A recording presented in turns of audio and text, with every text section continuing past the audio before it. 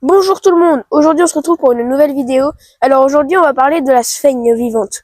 Comment les cultiver et comment les entretenir en vie. Comment gérer l'eau et tout ça, on va tout apprendre. Vous allez voir que c'est hyper facile. J'ai les bacs qui sont juste à côté de moi. Et puis c'est parti. Étape 1. Déjà, la sphaigne doit rester toujours, mais toujours humide. Comme ça.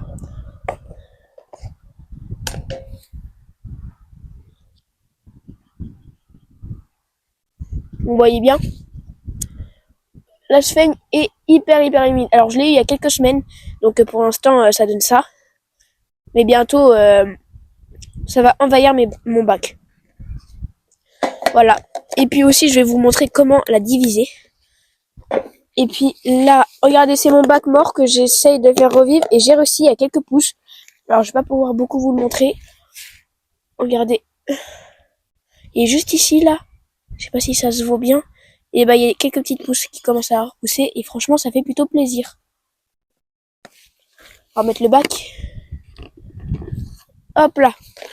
Donc voilà, franchement c'est hyper bien. Je vous montre mes bacs et puis bah voilà. Tac et tac. Regardez-lui. Un énorme bac. Franchement, waouh. C'est énorme. Voilà.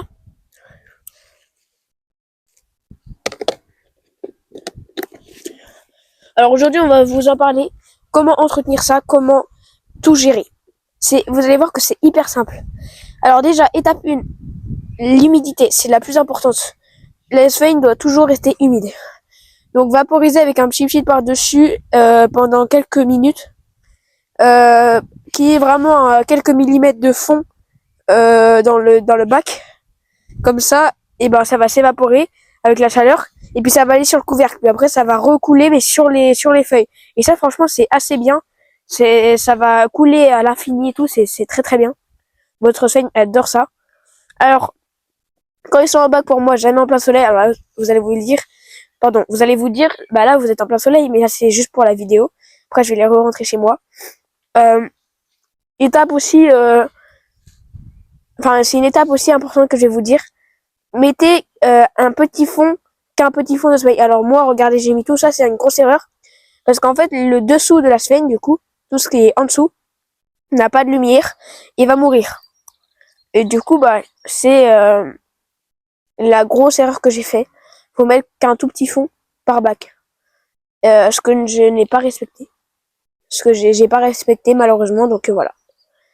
Mais avec un petit peu enfin, si vous regardez mes vidéos et tout, normalement, tout doit bien se passer et tout. C'est hyper simple de culture. Alors, faut savoir que les sphaigne ont sur leur feuilles et tout des antibactériennes. C'est-à-dire les bactéries ne pourront pas se développer. C'est essentiel pour les plantes carnivores. C'est-à-dire si vous faites un substrat par exemple, je sais pas, 50% de sphaigne et 50% de perlite, vous mélangez, et bah ça va faire un substrat hyper bien pour les plantes carnivores. C'est à recommander ce substrat. Je vous conseille de le faire. C'est c'est ce que je vais faire et franchement c'est tellement bien. Il y aura plus d'algues, il y aura plus de enfin si, il y aura quelques algues sur la perlite, mais vraiment pas beaucoup. Mais il y aura plus de moisissures ni rien, d'insectes ni rien, parce que bah la sphaigne c'est vraiment magique. Je peux, enfin c'est tellement bien en fait. Euh, Petit conseil aussi, quand vous voyez vos petites têtes et puis même avant, ne touchez pas la sphaigne. C'est-à-dire quand il y a des petites telles par exemple, ils sont mal placés, ils sont sur la vitre ou des trucs comme ça. Et ben laissez plutôt. Faut pas toucher, c'est vraiment hyper important. Si vous touchez, ça peut être soit à ralentir la croissance, soit faire directement mourir le petit brindille vert. Alors le bac, j'ai un bac mort du coup, et franchement ça donne des résultats tellement bien. Enfin je sais pas comment expliquer, mais waouh, c'est euh, c'est magique. C'est tout simplement magique. En gros, c'est vraiment hyper simple de culture, les asphènes. Juste à vaporiser dans un bac. Surtout faire des trous dans les bacs. Faire des petits trous autour avec un couteau que vous brûlez. Vous faisiez des petits tours autour quand même pour que l'air puisse passer. C'est important. Vaporiser quand même un petit peu, à peu près tous les semaines ou tous les mois, ça dépend de si ça sèche vite ou pas.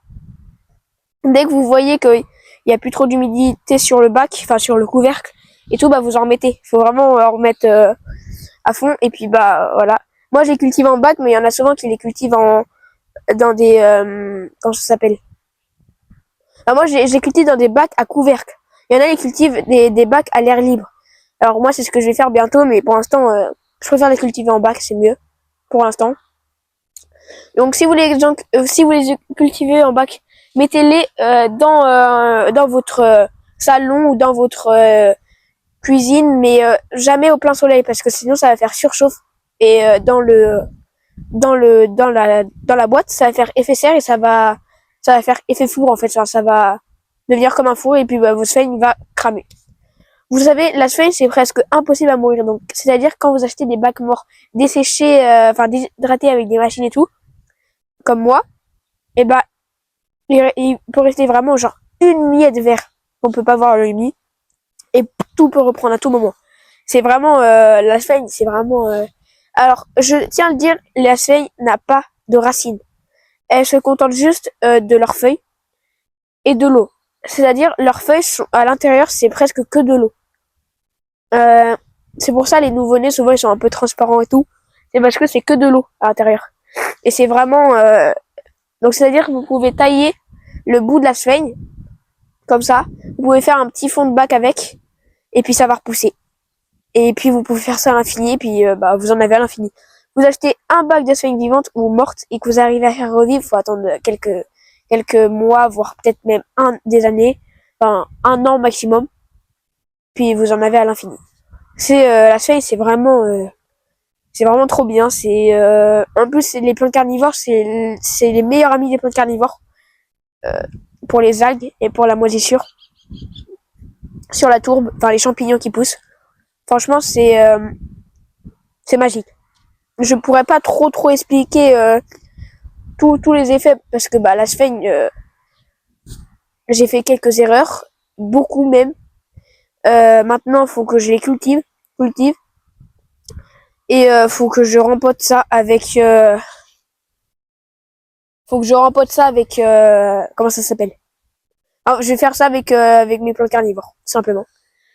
Puis la sphène, quand vous voyez des grosses têtes qui commencent à arriver dans le plafond, bah coupez-les, tout simplement. Puis vous pouvez garder tout ce que vous taillez dans un petit bac. Taillez-en plusieurs à la suite, même s'il y a des gros et puis il y a des petits comme ça va éviter d'avoir un seul comme ça, une petite nette comme ça et les mettre dans un bac tout seul. Parce que si vous les aimez, si vous les mettez dans un bac tout seul, il y a beaucoup moins de chances que ça reprenne parce que en fait ils vont plus il y a de bouts verts, plus ils vont s'assembler un petit peu pour s'aider à leur fabriquer l'énergie, ils vont se partager un peu l'énergie pour faire les feuilles. Que si vous en mettez un, et bah ça peut prendre du temps avant de remettre, voire ça peut même peut-être pas remettre. Enfin pas se remettre pour pousser. Les rempotages. Bah pareil, vous faites un trou avec 50% de perlis, 50% de seigne. Il y a que de l'air qui passe, vous allez voir votre plante carnivore, elle va s'épanouir, elle va vraiment waouh. Vous allez voir votre plante glow up littéralement. Je dis les termes, glow up, vraiment, ça va en quelques semaines seulement, elle va refaire des pièges hyper rouges et tout. Les racines, faudra les rempoter un peu souvent, enfin moins qu'un an, parce que bah les racines ils vont pousser à toute vitesse. Franchement, la plante va s'épanouir. C'est vraiment waouh. La sphène c'est magique, mais vous pouvez pas savoir à quel point. C'est antibactérien ou rien, je sais pas trop comment ça se dit, désolé. Ça garde l'humidité plus que la tourbe. Donc franchement, c'est vraiment magique la sphène. Je vais vous remontrer dans des petits reportages et tout, mais waouh. Dans tous les cas, je vais vous faire suivre l'aventure de ma sphène pour voir comment elle pousse. Puis après, ça va devenir un bac entier. Donc voilà, c'était tout pour cette vidéo. La sphène, c'est hyper facile de culture. Si vous respectez ces 3 conseils, franchement, vous êtes tranquille pendant des semaines et des semaines. Vous laissez faire. Puis vous vaporisez un petit peu des fois. Mais pas beaucoup. Bon bah allez, ciao tout le monde!